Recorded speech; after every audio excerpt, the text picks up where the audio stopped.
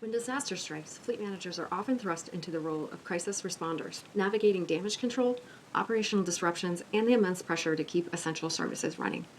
Having a written plan in place gives you the best opportunity to appropriately respond to these situations. In addition, having a written document to refer to during these high-stress times will keep you moving through the plan you've created. So here's how to fill out the disaster plan template. For all pre- and post-event activities, detail when, where, and how actions will take place. First, you want to identify the stakeholders. So this could be your risk management department, your first responders, or anyone that has an interest in this plan or has an influence.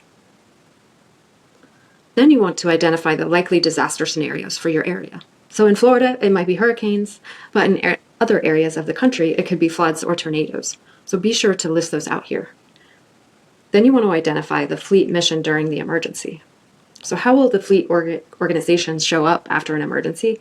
And then how long should you plan for a period of sustainability to be?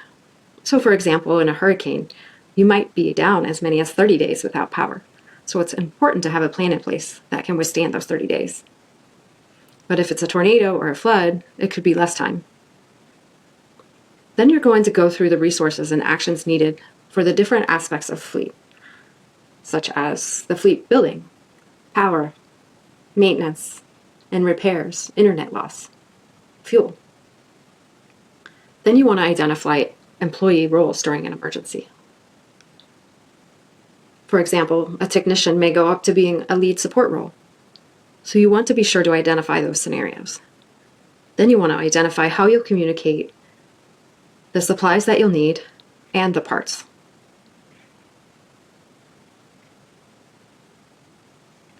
Then you want to identify critical outsourced services needed, such as towing or glass repairs or tire repairs. Then you want to identify critical equipment needs and tools, how you will handle non-emergency vehicles, such as moving vehicles to out of flood-prone areas, what specific vehicles will be needed to allocate after the event or during the event, identify what you'll do with electric vehicles and chargers, and then if you have them, fleet and field service trucks, and are they going to be staged throughout your area? After the plan is put in place, and if this scenario is needing to be used, you want to afterwards go through the plan and make any changes that will help you be in a position for the next situation that may arise. And be sure to review the plan annually and update it with the needed changes.